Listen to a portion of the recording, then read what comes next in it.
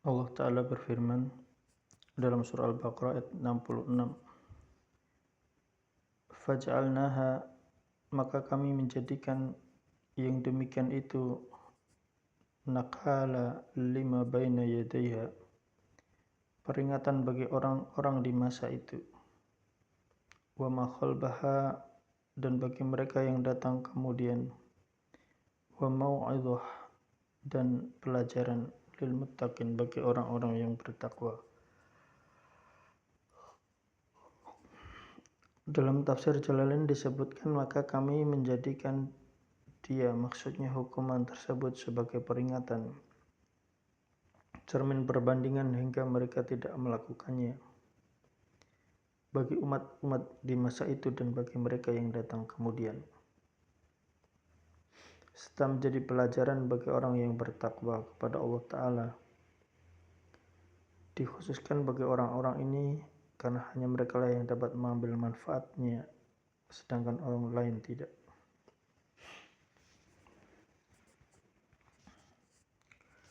Di dalam surah Al-Baqarah ayat 67 Allah Ta'ala berfirman, wa id qala Musa, dan ingatlah ketika Musa berkata kepada kaumnya, liqaumihi, innallaha, sesungguhnya Allah, ya'murukum, memerintahkan kalian, antadbahu baqarah, untuk menyembelih seekor sapi betina. Kalau mereka berkata, tattakhiduna huzwa, apakah kalian tidak menjadikan kami ejekan? Qala, maka Musa menjawab, a'udzu billahi, aku berlindung kepada Allah, an akuna minal jahilin, aku berlindung kepada Allah agar tidak menjadi salah seorang dari orang yang jahil.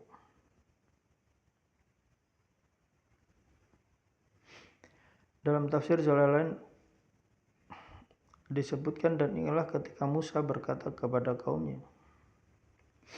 Ini ketika ada di antara mereka seorang yang terbunuh, sedangkan mereka tidak tahu siapa pembunuhnya. Lalu mereka minta tolong kepada Musa untuk memohonkan kepada Allah agar Allah memberitahukan siapa pembunuhnya itu.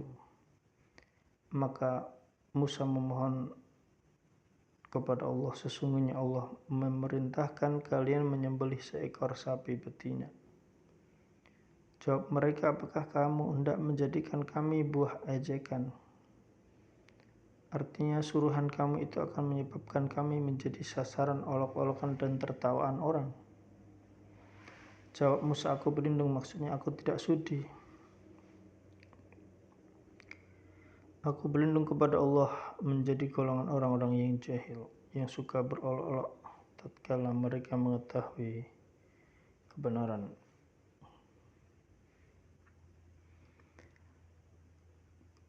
Kemudian Allah Ta'ala berfirman dalam surah Al-Baqarah ayat 68, disebutkan, qalu du'u lana rabbaka yubayyin lana mahi. Mereka menjawab, mohonkanlah kepada Tuhanmu untuk kami agar Dia, Allah, menerangkan kepada kami sapi betina apakah itu. Qala innahu yaqulu innaha baqarah. Musa menjawab, sesungguhnya Allah berfirman bahwa sapi betina itu adalah sapi betina yang la farid, tidak tua, wala bikar, tidak muda, awanum baina dzalik, yang pertengahan di antara hal itu. Faf'alu ma tu'marun, maka kerjakanlah apa yang diperintahkan kepadamu. Dalam tafsir Jalalain disebutkan, mereka bertanya, mohonkanlah kepada Tuhanmu agar Dia, Allah, menjelaskan kepada kami sapi betina yang manakah itu. Maksudnya tentang usianya, apakah yang tua atau yang muda. Jawab Musa, Allah berfirman bahwa sapi itu ialah sapi betina yang tidak tua, berusia lanjut, dan tidak pula muda atau terlalu kecil, tetapi sapi betina yang pertengahan di antara yang demikian, di antara tua dan muda. Maka lakukanlah apa yang diperintahkan kepadamu, yaitu supaya menyembelih sapi yang telah dijelaskan itu.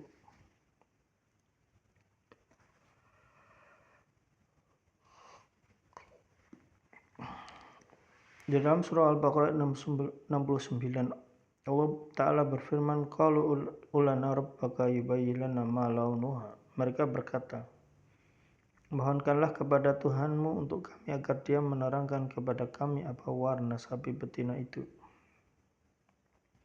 Musa menjawab, sesungguhnya Allah berfirman bahwa sapi betina itu adalah sapi betina yang kuning tua warnanya, lalu menyenangkan orang-orang yang memandangnya.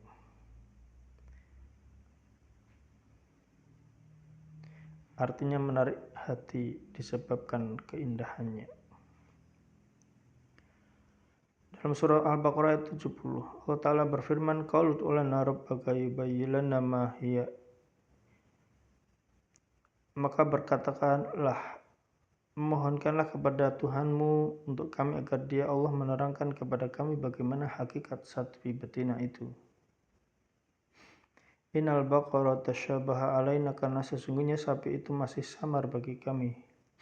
Wa inna insyaallah la muhtadun, dan sesungguhnya kami insyaallah akan mendapatkan petunjuk untuk memperoleh sapi itu.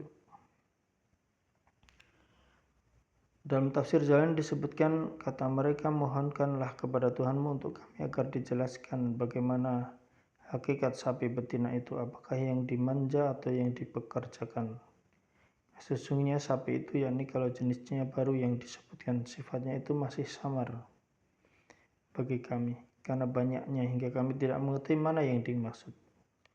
Dan sesungguhnya kami insya Allah akan memperoleh petunjuk untuk mendapatkannya.